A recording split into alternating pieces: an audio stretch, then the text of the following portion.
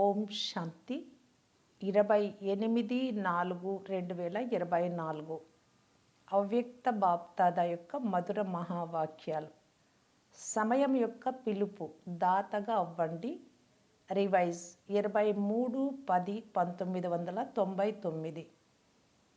ఈరోజు సర్వశ్రేష్ఠ భాగ్య విధాత, సర్వశక్తుల దాత అయిన బాప్దాదా నలువైపులా ఉన్న పిల్లలందరినీ చూసి హర్షితమవుతూ ఉన్నారు. మధువనంలో సన్ముఖంలో ఉన్న దేశ విదేశాలలో స్మృతిలో వింటున్నా, చూస్తున్నా, ఎక్కడ కూర్చున్నా మనస్సుతో సన్ముఖంలో ఉన్నారు. ఆ పిల్లలందరినీ చూసి బాప్దాదా హర్షిస్తూ ఉన్నారు. మీరందరూ కూడా హర్షితం అవుతున్నారు కదా. పిల్లలు కూడా హర్షితంగా ఉన్నారు, బాప్దాదా కూడా హర్షితంగా ఉన్నారు. మనస్సు యొక్క ఈ సదా సత్యమైన సంతోషమే ప్రపంచంలో ఉన్న అన్ని దుఃఖాల నుండి దూరం చేస్తుంది. మనస్సులోని ఈ సంతోషము ఆత్మలకు తండ్రి యొక్క అనుభూతిని చేయిస్తుంది. ఎందుకంటే తండ్రి కూడా సర్వాత్మలకు సదా సేవాధారి మరియు పిల్లలైన మీరందరూ కూడా తండ్రితో పాటు సేవలో సహచరులే కదా. మీరు తండ్రికి సాథీలు మరియు విశ్వంలోని దుఃఖాలను పరివర్తన చేసి సదా సంతోషంగా ఉండే సాధనాన్ని తెలియజేసే సేవలో సదా ఉపస్థితులై ఉంటారు. మీరు సదా సేవాదారులు. కేవలం 4 గంటలు 6 గంటలు సేవ చేసేవారు కాదు. ప్రతి సెకండు సేవ అనే వేదికపై పాత్రను అభినయించే పరమాత్మ సాథీలు. స్మృతి ఎలాగైతే నిరంతరము ఉందో అలా సేవ కూడా నిరంతరము ఉంది. స్వయాన్ని నిరంతర సేవాధారిగా అనుభవం చేస్తున్నారా, లేక 8-10 గంటల సేవాదారులా? ఈ బ్రాహ్మణ జన్మయే స్మృతి మరియు సేవ కోసం ఉంది. ఇక వేరే ఏమైనా చెయ్యాలా? ఇదే చెయ్యాలి కదా. ప్రతి శ్వాస, ప్రతి సెకండు స్మృతి మరియు సేవ తోడుగా ఉన్నాయా, లేక సేవ చేసే గంటలు ఆ సమయం వేరుగా, స్మృతి చేసే గంటలు వేరుగా ఉన్నాయా? అలా లేవు కదా. మంచిది. బ్యాలెన్స్ ఉందా? ఒకవేళ 100% సేవ చేస్తూ ఉంటే 100% స్మృతి చేస్తూ కూడా ఉండాలి. అలా ఉన్నారా? రెండింటి బ్యాలెన్స్ ఉందా? తేడా వచ్చేస్తుంది కదా. కర్మయోగి అంటే అర్థమే కర్మ మరియు స్మృతి, సేవ మరియు స్మృతి. రెండింటి బ్యాలెన్స్ సమానంగా ఉండాలి. అంతేకాని ఏదైనా సమయంలో స్మృతి ఎక్కువగా, సేవ తక్కువగా, లేక సేవ ఎక్కువగా, స్మృతి తక్కువగా ఉండరాదు. ఎలాగైతే ఎంతవరకు ఆత్మ మరియు శరీరము ఈ స్టేజ్పై ఉంటాయో అంతవరకు తోడుగా ఉంటాయి కదా. వేరుగా అవ్వగలవా? అలాగే స్మృతి మరియు సేవ తోడుగా ఉండాలి. స్మృతి అనగా తండ్రి సమానం. స్వయం యొక్క స్వమానం కూడా గుర్తు ఉండాలి. స్వయం యొక్క గొప్పతనం కూడా. తండ్రి స్మృతి ఉన్నప్పుడు స్వతహాగానే స్వమానం కూడా గుర్తు ఉంటుంది. ఒకవేళ స్వమానంలో ఉండకుంటే స్మృతి కూడా శక్తిశాలిగా ఉండదు. స్వమానము, స్వయానికి గౌరవం ఇచ్చుకోవడం అనగా తండ్రి సమానం. సంపూర్ణ స్వమానంలో ఉండేవారు తండ్రి సమానంగా ఉండనే ఉంటారు. ఇలాంటి స్మృతిలో ఉండే పిల్లలు సదా దాతలుగా ఉంటారు. తీసుకునే వారిగా కాదు, దేవతలు అనగా ఇచ్చేవారు. దాత పిల్లలు దాతలుగా ఎంతవరకు అయ్యారు అని ఈరోజు బాప్దాదా పిల్లల దాతృత్వ స్థితిని చెక్ చేశారు. తండ్రి ఎప్పుడు కూడా తీసుకోవాలి అనే సంకల్పం చెయ్యరు. ఇచ్చే సంకల్పాలే చేస్తారు. పాతవన్నీ ఇచ్చేయండి అని చెప్పినా వాటి బదులు క్రొత్తవి ఇస్తారు. తండ్రి తీసుకోవడము అనగా ఇవ్వడం. కనుక వర్తమాన సమయంలో బాప్దాదాకు పిల్లలు ఒక టాపిక్ చాలా మంచిగా అనిపించింది. అది ఏ టాపిక్? అది విదేశం వారి టాపిక్. అది ఏది? కాల్ ఆఫ్ టైం, సమయం యొక్క పిలుపు. పిల్లల కోసం సమయం యొక్క పిలుపు ఏమిటి అని బాప్దాదా చూశారు. మీరైతే విశ్వం కోసం, సేవ కోసం సమయం యొక్క పిలుపు ఏమిటి అని చూస్తున్నారు. మీరైతే బాప్దాదా సేవలో సహయోగులే, కానీ పిల్లల కోసం ఇప్పుడు సమయం యొక్క పిలుపు ఏమిటి? అని బాప్దాదా చూస్తున్నారు. సమయం యొక్క పిలుపు ఏమిటి అని మీకు కూడా తెలుసు కదా. మీకోసం ఆలోచించండి. సేవ కోసం అయితే ఉపన్యసిస్తున్నారు కదా. కానీ మా కోసం సమయం యొక్క పిలుపు ఏమిటి అని మిమ్మల్ని మీరు ప్రశ్నించుకోండి. వర్తమాన సమయం యొక్క పిలుపు ఏమిటి బాప్దాదా చూశారు. ఇప్పటి సమయానుసారం పిల్లలు ప్రతి ఒక్కరూ దాత స్థితి యొక్క స్మృతిని ఇంకా పెంచుకోవాలి. స్వ ఉన్నతి పట్ల దాత స్థితి యొక్క భావం కానీ, సర్వుల పట్ల స్నేహం కానీ ఇమర్జ్ రూపంలో ప్రత్యక్షంగా కనిపించాలి. ఎవరు ఎలా ఉన్నా, ఏమి జరిగినా నేను ఇవ్వాల్సిందే అని భావించాలి. ఒకటి, దాతలు సదా బేహద్దు వృత్తిని కలిగి ఉంటారు. హద్దు ఉండదు. అంతేకాక 2, దాతలు సదా సంపన్నంగా నిండుగా ఉంటారు. 3, దాతలు సదా మాస్టర్ క్షమాసాగరులుగా ఉంటారు. బేహద్దు వృత్తి ఉంటుంది, సదా సంపన్నంగా నిండుగా ఉంటారు, మాస్టర్ క్షమాసాగరులుగా ఉంటారు దాతలు. దీని కారణంగా వారి స్వంత హద్దు సంస్కారాలు లేక ఇతరుల సంస్కారాలు మర్జుగా అంటే గుప్తంగా ఉంటాయి. ఎవరు ఇచ్చినా ఇవ్వకపోయినా నేను ఇవ్వాలి, నేను దాతగా అవ్వాలి. ఎవరైనా ఏదైనా సంస్కారానికి వశమై పరవశాత్మగా ఉన్నా ఆత్మకు నేను సహయోగం ఇవ్వాలి అని భావించండి. అప్పుడు ఎవ్వరి హద్దు సంస్కారాలు కూడా మిమ్మల్ని ప్రభావితం చేయలేవు. ఎవరైనా గౌరవం ఇచ్చినా ఇవ్వకపోయినా నేను ఇవ్వాలి. ఇలాంటి దాతృత్వ స్థితి ఇప్పుడు ప్రత్యక్షంగా ఉండాలి. మనసులో భావన అయితే ఉంది కానీ అనేది రాకూడదు. నేను చెయ్యాల్సిందే అని భావించాలి. ఏదైనా నడవడిక కానీ, మాటలు కానీ ఏవైతే మీకు పనికి రావో, మంచిగా అనిపించవో వాటిని మీరు ఏమాత్రం తీసుకోకండి. చెడు వస్తువుని ఎవరైనా తీసుకుంటారా? మనసులో ధారణ చేసుకోవడము అంటే తీసుకోవడం. మనసులో అనుకుంటూ ఉన్నారు అంటే బుద్ధి వరకు కూడా తీసుకోకూడదు. బుద్ధిలోకి కూడా ఆ విషయం రాకూడదు. అది చెడు వస్తువు అయినప్పుడు, మంచిగా లేనప్పుడు మనస్సు బుద్ధిలోకి తీసుకోకండి, అనగా ధారణ చేయకండి. వాటిని తీసుకునేందుకు బదులు దాతగా అయ్యి శుభభావన, శుభకామనలను ఇవ్వండి, తీసుకోకండి. ఎందుకంటే ఇప్పటి సమయానుసారం ఒకవేళ మనస్సు బుద్ధి ఖాళీగా లేకుంటే నిరంతర సేవాదారులుగా అవ్వలేరు. ఖాళీగా అంటే వ్యర్థం లేకుండా. మనస్సు లేక బుద్ధి ఏవైనా విషయాలలో బిజీగా అయిపోతే ఇక సేవ ఏం చేస్తారు? తర్వాత ఎలాగైతే లౌకికంలో ఎవరైనా 8 గంటలు, ఎవరైనా 10 గంటలు పని చేస్తారో ఇక్కడ కూడా అలాగే అయిపోతుంది. 8 గంటల సేవాదారులు 10 గంటల సేవాదారులుగా అవుతారు కానీ నిరంతర సేవాదారులుగా అవ్వలేరు.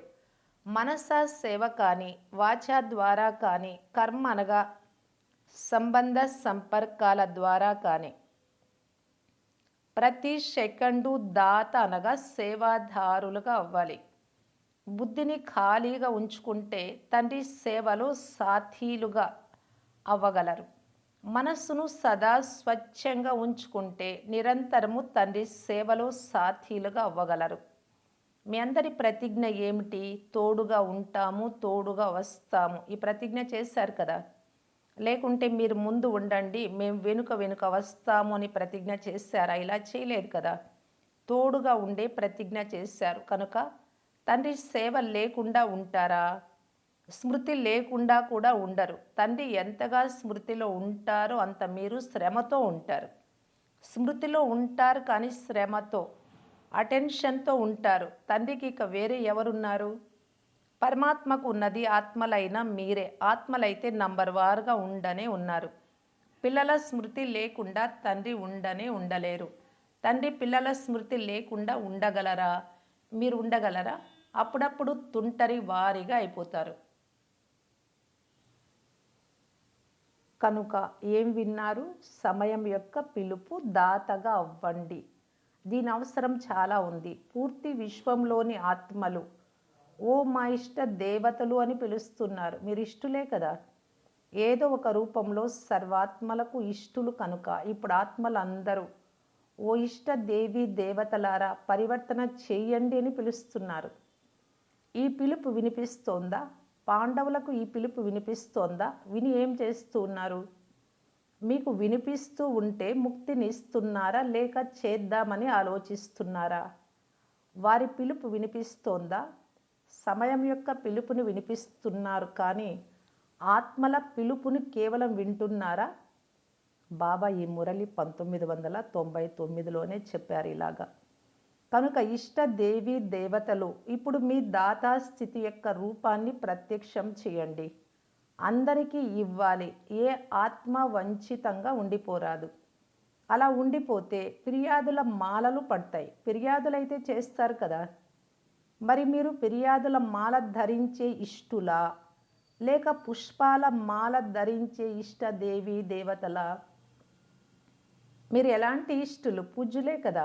మేమైతే వెనుక వచ్చాము కదా అని భావించకండి. ఎవరైతే పెద్ద పెద్ద వారు ఉన్నారో వారే దాతలుగా అవుతారు, మేమెక్కడ అవుతాము అని అనుకోకండి. అందరూ దాతలుగా అవ్వాలి. ఎవరైతే మొదటిసారి మధువనానికి వచ్చారో వారు చేతులెత్తండి. మొదటిసారి వచ్చిన వారు దాతలుగా అవ్వగలరా? లేక 2వ 3వ సంవత్సరంలో దాతలుగా అవుతారా? 1 సంవత్సరం వారు దాతలుగా అవ్వగలరా? హాజీ అన్నారు. చాలా మంచి తెలివైన వారు. పిల్లల ధైర్యాన్ని చూసి బాప్ దాదా సదా సంతోషిస్తారు.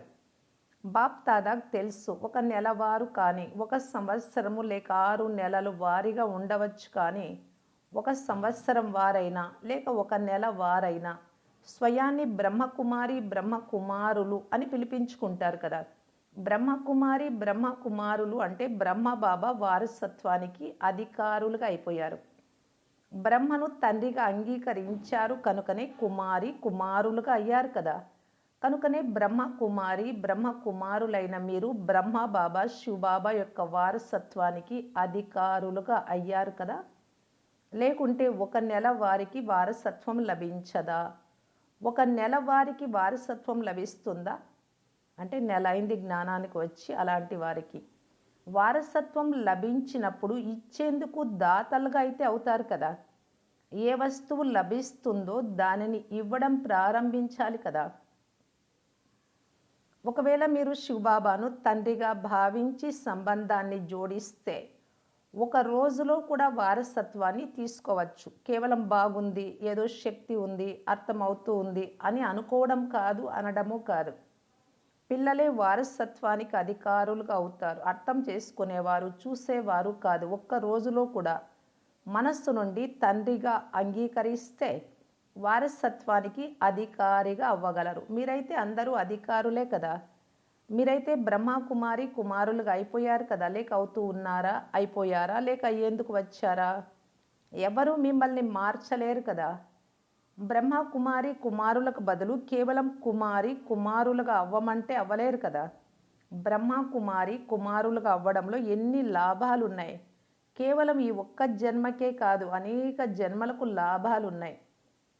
సగం జన్మ, పావు జన్మ పురుషార్థం చేస్తారు. అంటే ఎప్పుడు వస్తే అప్పటి నుంచి. ప్రాలబ్ధం అయితే అనేక జన్మలకు పొందుతారు. లాభమే లాభం ఉంది కదా. బాప్ దాదా సమయానుసారం వర్తమాన సమయంలో విశేషంగా ఒక విషయంపై అటెన్షన్ ఇప్పిస్తున్నారు. ఎందుకంటే బాప్ దాదా పిల్లల రిజల్ట్ అయితే చూస్తూ ఉంటారు కదా. కనుక రిజల్ట్లో ధైర్యం చాలా బాగుంది, లక్ష్యం కూడా చాలా బాగుందని గమనించారు. అయితే లక్ష్యం అనుసారం ఇప్పటి వరకు లక్ష్యము మరియు లక్షణాలలో తేడా ఉంది. అందరికీ నంబర్ 1 అవ్వాలి లక్ష్మీనారాయణ లాగా అనే లక్ష్యం ఉంది. ఒకవేళ ఎవరినైనా బాప్ దాదా మీకు 21 జన్మల రాజ్య భాగ్యం తీసుకునే సూర్యవంశీలుగా అవ్వాలి అనే లక్ష్యం ఉందా?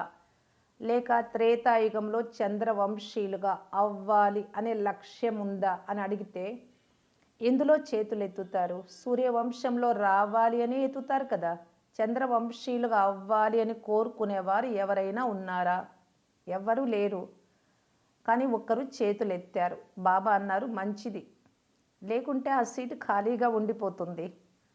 కనుక లక్ష్యం అయితే అందరిది చాలా బాగుంది, సూర్యవంశంలో రావాలి అని లక్ష్యమేమో ఉంది. మరియు లక్షణాల సమానతపై, ఆ గుణాలు, ఆ నడవడికపై అటెన్షన్ ఇవ్వడం చాలా అవసరం. దీనికి కారణం ఏమిటి? అప్పుడప్పుడు తీసుకునే వారిగా అయిపోతారు అని ఈరోజు వినిపించాం కదా! ఇది జరగాలి, వీరు చెయ్యాలి, మీరు సహయోగం ఇవ్వాలి, వీరు మారితే నేను మారతాను, ఈ విషయం సరిపోతే అప్పుడు నేను సరిపోతాను. ఇలా ఆశించడము, తీసుకోవడం, ఇది లేవతగా తీసుకునే వారిగా అవ్వడం. ఇది దాతా స్థితి కాదు. ఎవరు ఇచ్చినా ఇవ్వకపోయినా ఎవరు ఎలా ఉన్నా తండ్రి అయితే మీకు అన్నీ ఇచ్చేశారు. తండ్రి కొందరికి తక్కువగా కొందరికి ఎక్కువగా ఏమైనా ఇచ్చారా? కోర్స్ అందరికీ ఒకటే కదా! 60 సంవత్సరాల వారైనా ఒక నెల వారైనా అందరికీ కోర్స్ అయితే ఒక్కటే.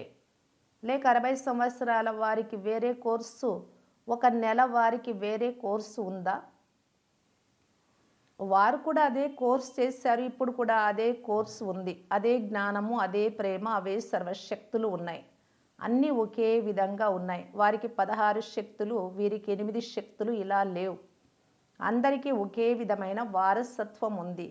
తండ్రి అందరినీ నిండుగా చేసినప్పుడు నిండుగా ఉన్న ఆత్మ దాతగా ఇచ్చే వారిగా అవుతుంది కానీ తీసుకునేదిగా అవ్వదు. మనస్సులో కూడా ఆలోచనలలో కూడా గౌరవము మర్యాదలు ఇలాంటివి కూడా తీసుకునే వారిగా కారాదు. నేను ఇవ్వాలి అనే భావనే ఉంటుంది. ఎవరు ఇచ్చినా ఇవ్వకపోయినా తీసుకోవాలి అనే కోరిక ఉండదు. ఇవ్వాలి అనే కోరిక ఉంటుంది. ఎంతెంత ఇస్తారో దాతగా అవుతారో అంతగా ఖజానా పెరుగుతూ ఉంటుంది. మీరు ఎవరికైనా స్వమానం గౌరవం ఇచ్చారు అనుకోండి, ఇతరులకు ఇవ్వడము అనగా మీ స్వమానాన్ని పెంచుకోవడం. అది ఇచ్చినట్లు కాదు కానీ ఇవ్వడము అనగా తీసుకోవడం. తీసుకోకండి, ఇస్తూ ఉంటే అదే తీసుకోవడం అవుతుంది. కనుక సమయం యొక్క పిలుపు ఏమిటో అర్థమైందా? దాతగా అవ్వండి. ఒక పదం గుర్తుంచుకోండి, ఏ విషయం జరిగినా నేను దాత అనే పదాన్ని గుర్తుంచుకోండి. ఇచ్చా మాత్రం అవిద్యగా అవ్వాలి, ఎలాంటి కోరికలు లేకుండా. సూక్ష్మంగా కానీ స్థూలంగా కానీ తీసుకోవాలి అనే కోరిక ఉండరాదు. దాత అంటే అర్థమే ఇచ్చా మాత్రం అవిద్య. వారు సంపన్నంగా ఉంటారు. తీసుకోవాలి అనే కోరిక ఉండేందుకు వారికి ఎలాంటి అప్రాప్తి లోటు అనుభవం అవ్వదు. సర్వప్రాప్తి సంపన్నులుగా ఉంటారు. మీ లక్ష్యం ఏమిటి? సంపన్నంగా అవ్వడమే కదా! లేకుంటే ఎంత లభిస్తే అంతే చాలా? సంపన్నంగా అవ్వడమే సంపూర్ణంగా అవ్వడం. ఈరోజు డబల్ విదేశీయులకు ప్రత్యేకమైన అవకాశం లభించింది, మంచిది. మొదటి అవకాశం విదేశీయులు తీసుకున్నారు. ప్రియమైన పిల్లలుగా అయిపోయారు కదా! అందరినీ వద్దన్నారు. విదేశీయులకు నిమంత్రణ ఇచ్చారు అనగా ఆహ్వానించారు. బాప్ దాదా కూడా స్మృతిలో అయితే పిల్లలందరూ ఉంటారు కానీ డబల్ విదేశీయులను చూసి వారి ధైర్యాన్ని చూసి చాలా సంతోషం అవుతుంది. ఇప్పుడు వర్తమాన సమయంలో ఎక్కువ అలజడిలోకి రావడం లేదు. ఇప్పుడు తేడా వచ్చేసింది. భారతీయ సంస్కృతి విదేశీ సంస్కృతి అని ప్రారంభంలో ప్రశ్నలు ఉండేవి కానీ ఇప్పుడు అర్థమైపోయింది. ఇప్పుడు బ్రాహ్మణ సంస్కృతిలోకి వచ్చేసారు. భారతీయ కల్చర్ కాదు, విదేశీ కల్చర్ కాదు, బ్రాహ్మణుల కల్చర్లోకి వచ్చేసారు. ఈ సంస్కృతిలోకి భారతీయ సంస్కృతి కొద్దిగా గడబిడ చేస్తుంది కానీ బ్రాహ్మణ కల్చర్ సహజమే కదా! బ్రాహ్మణ కల్చర్ అంటే స్వమానంలో ఉండండి, స్వయానికి గౌరవం ఇచ్చుకోండి మరియు స్వరాజ్య అధికారులుగా అవ్వండి. ఇదే బ్రాహ్మణ కల్చర్. ఇదైతే ఇష్టమే కదా! భారతీయ సంస్కృతిలోకి ఎలా రావాలి? కష్టం కదా అనే ప్రశ్నలు అయితే ఇప్పుడు లేవు కదా! సహజమైపోయింది కదా! మళ్ళీ అక్కడికి వెళ్ళిన తర్వాత మీ దేశాలకు తర్వాత ఇది కొద్దిగా కష్టము అని అనరాదు. అక్కడికి వెళ్ళిన తర్వాత సహజమని చెప్పేశాము కానీ ఇది కొద్దిగా కష్టంగా ఉంది అని అనరాదు. అక్కడికి వెళ్ళిన తర్వాత ఇక్కడ ఎలా సహజం అనిపిస్తుందో అక్కడ కూడా అలాగే అనిపించాలి. మళ్ళీ ఇలా వ్రాయకండి కొద్దిగా కష్టంగా ఉంది అని. సహజమా లేక కొద్దిగా కష్టమా? కొద్దిగా కూడా కష్టం లేదు, చాలా సులభం. ఇప్పుడు ఆటలన్నీ పూర్తి అయిపోయాయి కనుక నవ్వు వస్తుంది. ఇప్పుడు పక్కాగా అయిపోయారు. చిన్ననాటి ఆటలు ఇప్పుడు సమాప్తం అయిపోయాయి. ఇప్పుడు అనుభవీలుగా అయిపోయారు. బాప్ దాదా చూస్తున్నారు. పాతవారు ఎంతెంత పక్కా అవుతూ ఉంటారో అంతగా క్రొత్తగా వచ్చే వారు కూడా పక్కా అయిపోతారు. మంచిది. ఒకరినొకరు బాగా ముందుకు తీసుకువెళ్తూ ఉంటారు. బాగా శ్రమ చేస్తూ ఉన్నారు. ఇప్పుడు దాదీల వద్దకు మీ గొడవలు తీసుకురావడం లేదు కదా! కథలు, గొడవలు దాదీల వద్దకు తీసుకెళ్తున్నారా? తగ్గిపోయాయా? తేడా ఉంది కదా! జానకి దాదీతో అన్నారు బాబా. అయితే మీరిప్పుడు అనారోగ్యంగా లేరు కదా! గొడవలు, కథల ద్వారా అనారోగ్యం వస్తుంది. అనేక మంది విషయాలు వింటూ ఉంటే. అవన్నీ ఇప్పుడు సమాప్తమైపోయాయి. మంచిది. అందరిలో అన్నిటికంటే మంచి గుణము మనసు చాలా స్వచ్ఛమైనది. లోపల ఏమీ ఉంచుకోరు, బయటకు చెప్పేస్తారు. ఏ విషయమైనా ఉండని, ఉన్నది ఉన్నట్టు దానిని సత్యంగా చెప్పేస్తారు.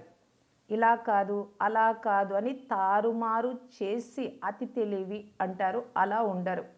ఉన్న విషయాన్ని ఉన్నట్టే అలాగే చెప్పేస్తారు. ఈ విశేషత చాలా బాగుంది. అందుకే తండ్రి అంటారు, సత్యమైన మరియు స్వచ్ఛమైన హృదయంపై తండ్రి రాజీ అవుతారు. చేయగలిగితే చేస్తాము అని అంటారు, లేదంటే లేదు అని చెప్పేస్తారు. చూస్తాంలే అని తెలివిగా అనరు. విధి లేక బలవంతంగా నడవరు. నడిస్తే పూర్తిగా నడుస్తారు, లేకుంటే లేదు. మంచిది.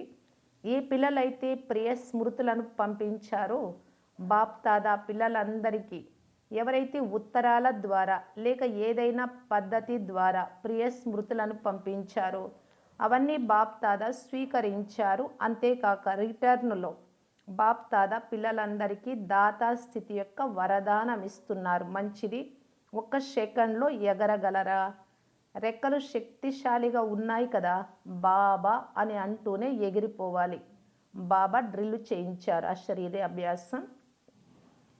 నలువైపులా ఉన్న సర్వశ్రేష్ఠ తండ్రి సమానంగా దాతృత్వ భావనను ఉంచుకునే శ్రేష్ఠ ఆత్మలకు నిరంతరము స్మృతి మరియు సేవలో తత్పరులై ఉండేవారు. పరమాత్మ సేవలో సహయోగి పిల్లలకు సదా లక్ష్యము మరియు లక్షణాలను సమానంగా చేసుకునేవారు. సదా తండ్రికి స్నేహిలుగా సమానంగా సమీపంగా తయారయ్యే బాప్ దాదా కంటి నక్షత్రాలు. సదా విశ్వ కళ్యాణ భావనలో ఉండే దయా హృదయులు. మాస్టర్ క్షమా సాగరులైన పిల్లలకు దూరంగా కూర్చొని ఉన్నవారు, మధువనంలో క్రింద కూర్చున్నవారు మరియు బాప్ దాదా ఎదురుగా కూర్చొని ఉన్న పిల్లలందరికీ ప్రియ స్మృతులు మరియు నమస్తే. అవ్యక్త ఇషారా. పరమాత్మ ప్రత్యక్షత కొరకు పరస్పరంలో సంస్కార మిలనం యొక్క రాస్ చేస్తూ సంఘటనను శక్తిశాలిగా తయారు చేయటానికి బాప్ దాదా తెలియజేస్తూ ఉన్నారు. ఏ విషయం ఎదురుగా వచ్చినా ఈ లక్ష్యం ఉంచుకోవాలి, ఒక్క సెకండ్లో మారిపోవాలి. ఏది పాత సంస్కారం ఉందో, పాత నేచర్ ఉందో వాటిని పరివర్తన చేసుకొని ఈశ్వరీయ సంస్కారంగా అయిపోవాలి. ఏదే కానీ పాత సంస్కారము, పాత అలవాట్లు ఉండరాదు. మీ పరివర్తన ద్వారా అనేక మంది సంతుష్టత అనగా సంతృప్తి చెందుతారు. సదా ఈ లక్ష్యం ఉంచాలి. నా నడవడిక ద్వారా ఎవ్వరికీ దుఃఖము కలుగరాదు. ఓం శాంతి.